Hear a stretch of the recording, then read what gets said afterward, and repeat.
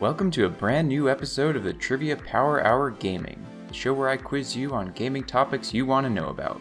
If you've never played before, here's a quick rundown of how it works.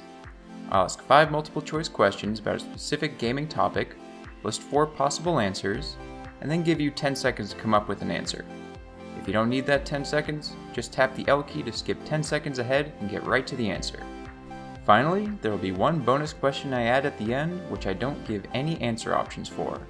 So go ahead and keep track of how you do and post them in the comments. If you had fun and learned something new, I appreciate your likes and subscriptions.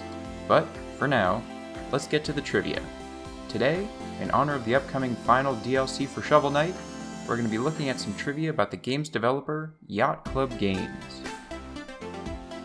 Before forming Yacht Club Games, Velasco and the other founders worked on many titles for Way Forward, including A Boy and His Blob, Blood Rain, and the Shantae series, among many more.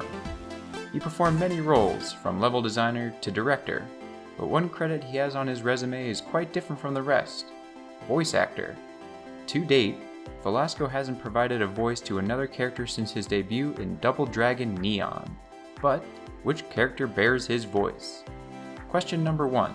Velasco, the founder of Yacht Club Games, was also the voice of what Double Dragon Neon character? Is it A, Billy and Jimmy Lee, B, Bimmy and Jammy, C, Skullmageddon, or D, Marion?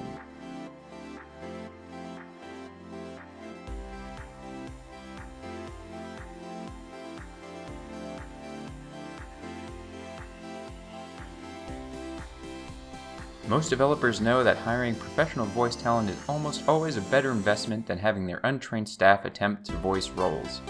But with characters so heavily inspired by 80s cartoons, specifically Skeletor from He-Man, over-the-top voice and delivery and all, Velasco was able to give that authentic, yet corny voice that perfectly suited the character. Skullmageddon.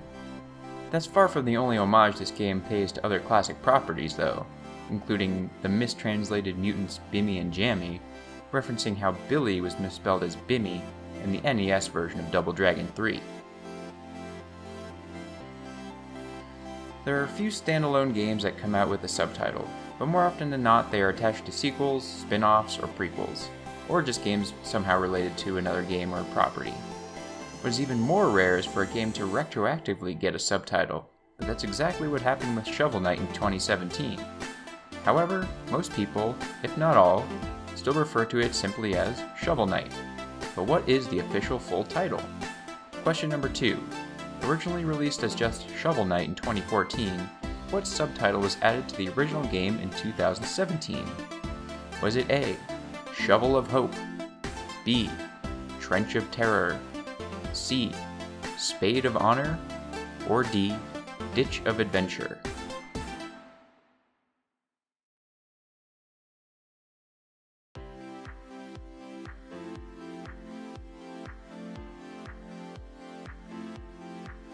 With the release of Shovel Knight Plague of Shadows, Shovel Knight Spectre of Torment, and Shovel Knight Treasure Trove, a package to buy the original game and both expansions all together, all coming to the Switch for the first time, as well as other consoles, Yacht Club decided that the original Shovel Knight campaign needed a subtitle just like the others.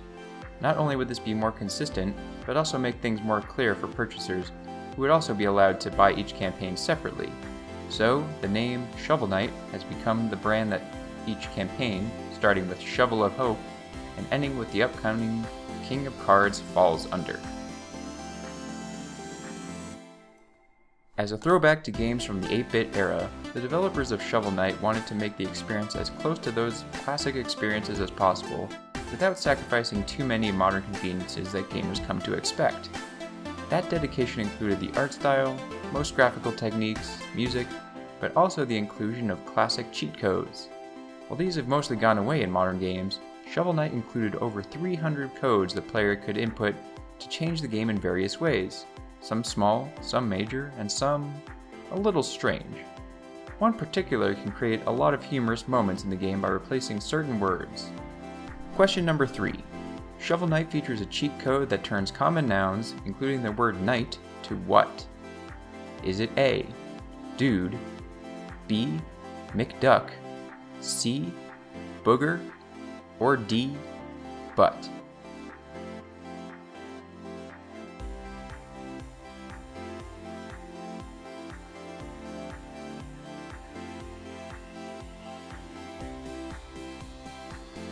If you'd rather follow the adventures of Butt in his quest to rescue his former companion Shield Butt, then this is the cheat code for you.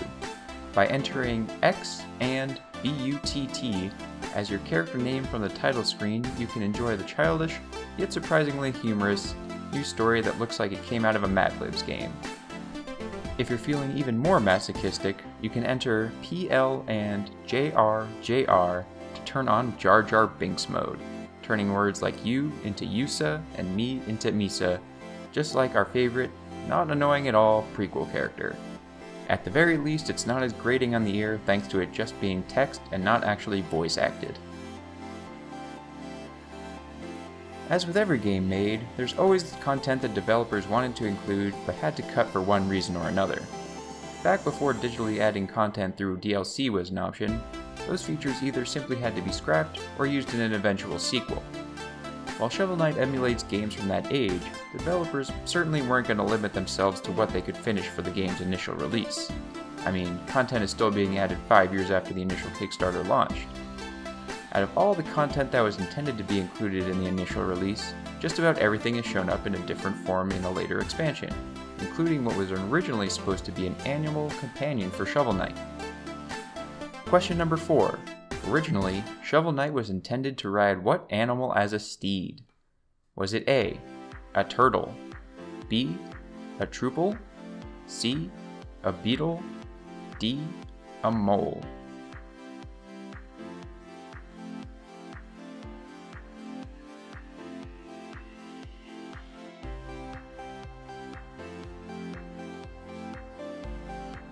When you think Shovel Knight, you might imagine him having some digging or earth-related steed, but what was almost implemented as his trusty steed was none other than a turtle. Apparently, this feature was removed during development, as well as another cut steed called the Pig Hog. However, the turtle steed idea did return as Terrapin in the Spectre of Torment campaign as a companion to the Black Knight instead, aiding him in his boss fight. As a bonus fact, the name Terrapin comes from two places. First is a combination of terror and terrapin, a type of turtle, but also shares the name with an enemy from multiple Legend of Zelda games. Shovel Knight's Kickstarter was a massive success for a variety of reasons, one of which being the generous backer rewards, including art books, signed posters, a pixelized portrait of yourself in the game, and even the chance to be director for a day to help design a boss, mid-boss, or scenario. 3 bosses were designed by these backers, but specific console bosses were also included for the PlayStation and Xbox and PC version of Shovel Knight when it was released. For anyone playing on PlayStation, they can encounter Kratos from God of War on the world map and battle him. However, Kratos wasn't the character Yacht Club had in mind when brainstorming what Sony character to include. Question number 5.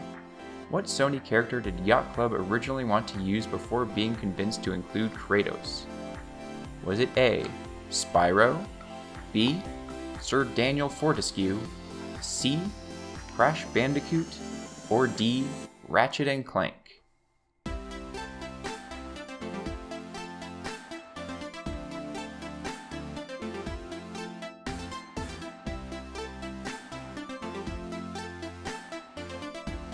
While I personally think any of these characters could fit well in the Shovel Knight's world, it was the Skeletal Knight of Medieval series, Sir Daniel Fortescue, that Yacht Club wanted to have as Sony's exclusive boss. However, at Sony's insistence, Yacht Club was convinced to switch the character to Kratos. This was long before his reboot in 2018, and yet some clues about those plans may have snuck in, specifically his stage being a snow-covered mountain, while Yacht Club Games was visiting Sony Santa Monica studios to work on their design and animations. In 2018, Cory Barlog, director of God of War, even went to Twitter to confirm that Kratos' appearance in Shovel Knight was canon, and that the two encountered each other on his way from Greece to Scandinavia. Thank you for making it to this point in the video, but this week's bonus question is going to work a little differently. There were so many great trivia questions for Shovel Knight that I had a difficult time cutting some out, and and have just one more I couldn't leave out. So, for this bonus question, we'll be sticking to Shovel Knight. To keep in the spirit of bonus questions being more difficult though, I still won't list any possible answers, and in this case, the answer has not been shown in a previous question. But, as the question is music related, I will play a clip of the piece in question to help you out just a little bit. So, here's the bonus question for Shovel Knight. The composer from what inspirational game composed 2 tracks for Shovel Knight?